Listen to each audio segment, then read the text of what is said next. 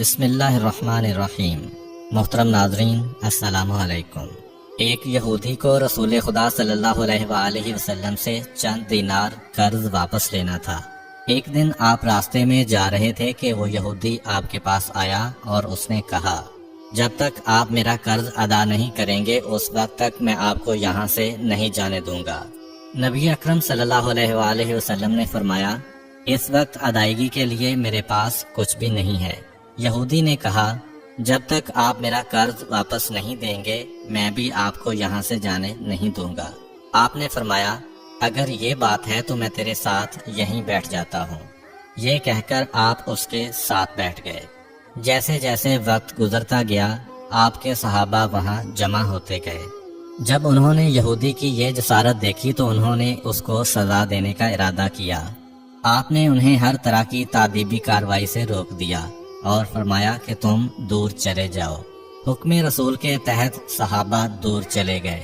سورج لمحہ بلمحہ گرم ہو رہا تھا اور اس کی تپش سے آپ کو اذیت پہنچ رہی تھی، یہاں تک کہ آپ کے چہرہ اطہر سے پسینہ بہنے لگا۔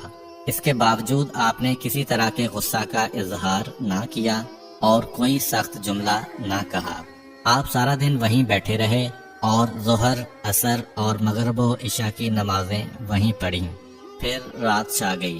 آپ نے رات بھی وہیں بسر کی اور فجر کی نماز بھی وہیں پڑھی۔ صحابہ یہودی کو ڈرانے دھمکانے لگے۔ آپ نے فرمایا، تم اس سے یہ کیسا سلوک کر رہے ہو؟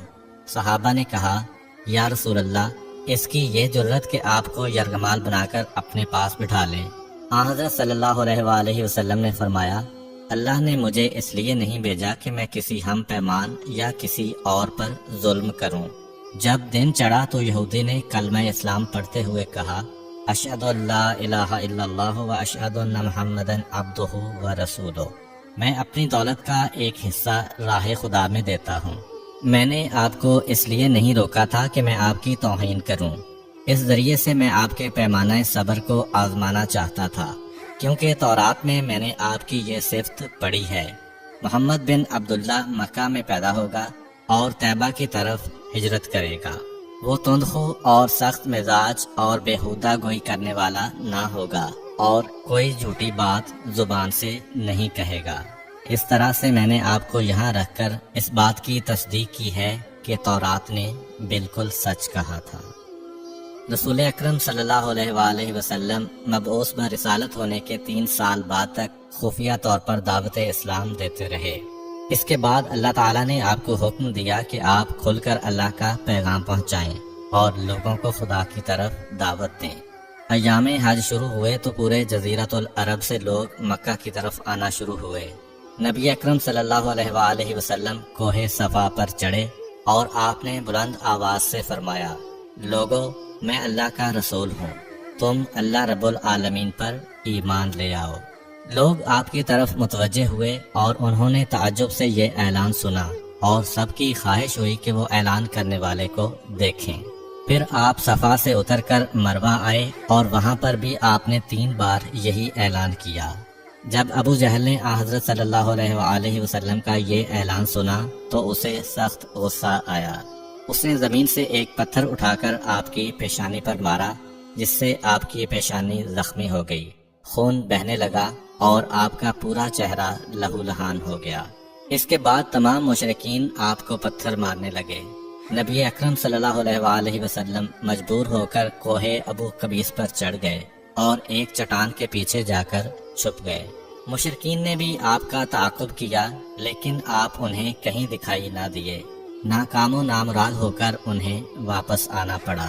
اسی اثناء میں ایک شخص نے حضرت علی علیہ السلام کو اس واقعہ کی اطلاع دی اور کہا کہ میرا خیال یہ ہے کہ محمد مارے جا چکے ہیں، نعوذ باللہ۔ یہ سن کر حضرت علی علیہ السلام کو شدید دکھ ہوا اور آپ ام المومنین حضرت خدیجہ الکبریٰ سلام اللہ علیہ کے پاس آئے اور ان سے کہا، میں نے سنا ہے کہ مشرکین نے رسول خدا صلی اللہ علیہ وآلہ وسلم پر سنگ باری کی ہے اور بعض لوگوں کا یہ گمان ہے کہ نبی اکرم شہید ہو گئے ہیں۔ آپ روٹی پانی اٹھائیں اور میرے ساتھ انہیں تلاش کرنے کے لیے چلیں، ممکن ہے ہمیں ان کا کہیں نشان مل جائے۔ آپ وادی پر نظر رکھیں اور میں پہاڑ کے دامن میں آپ صلی اللہ علیہ وآلہ وسلم کو تلاش کرتا ہوں۔ آپ روتے ہوئے آگے بڑھے اور آپ کہہ رہے تھے یا رسول اللہ ہمیں جواب دیں آپ کہاں ہیں؟ میری روح آپ پر قربان، آپ کس وادی میں بھوکے پیاسے ہیں؟ آپ نے مجھے اپنے ساتھ کیوں نہ لیا تھا؟ حضرت خدیجہ رو رو کر فریاد کر رہی تھیں، کوئی ہے جو نبی مصطفیٰ کی مجھے خبر دے؟ کیا کسی نے انہیں دیکھا ہے جو مجھے ان کے متعلق بتلائے؟ اس وقت جبریل امین علیہ السلام رسول خدا صلی اللہ علیہ وآلہ وسلم پر نازل ہوئے۔ ان کے پیچھے ملائکہ کی بہت سی صفیں تھیں۔ انہوں نے آن حضرت صلی اللہ علیہ وآلہ وسلم سے کہا، خداوند جبار نے ہمیں آپ کے فرمان کی تعمیل کے لیے بھیجا ہے، اگر آپ چاہیں تو ہم اس قوم کو تباہ کر دیں گے اور ان کا دنیا میں کہیں نام و نشان تک دکھائی نہ دے گا۔ رحمت للعالمین نے فرمایا، میں نبی رحمت بنا کر بھیجا گیا ہوں، میں عذاب و انتقام کا حامی نہیں ہوں۔ پروردگار میری قوم کو معاف کر دے، وہ مجھے جانتے نہیں ہیں۔ جبریل امین علیہ السلام نے آن حضرت صلی اللہ علیہ وآلہ وسلم سے کہا، خدیجہ سلام اللہ علیہا آپ کو تلاش کر رہی ہیں۔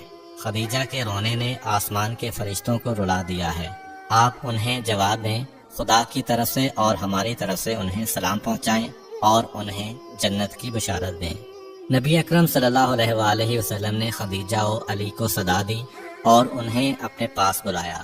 دونوں شخصیات آپ کی خدمت میں حاضر ہوئیں۔ انہوں نے آپ کی پیشانی پر پٹی باندھی اور گھر لے آئے۔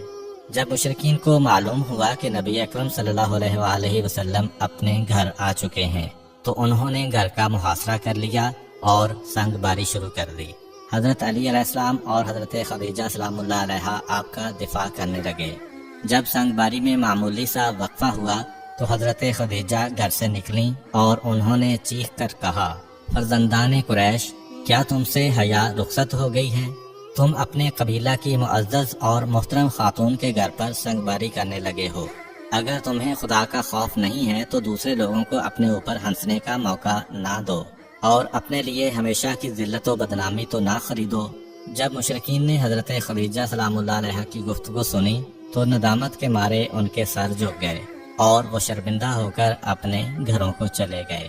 نبی اکرم صلی اللہ علیہ وآلہ وسلم نے دعوت اسلام کا آغاز ان روح فرسا واقعات کے ساتھ کیا تھا۔ آپ پر کروڑوں سلام ہوں۔ آپ نے لوگوں کو گمراہی و ضلالت سے بچانے کے لیے قدم قدم پر تکالیف اٹھائیں اور صدمے برداشت کیے۔ امید کرتا ہوں کہ آپ کو آج کی ویڈیو اچھی لگی ہوگی۔ اگر آپ کو ہماری ویڈیو اچھی لگی ہے تو ویڈیو کو لائک کریں اور مزید اس طرح کی ویڈیوز دیکھنے کے لیے ہمارا چینل سبسکرائب کر لیں۔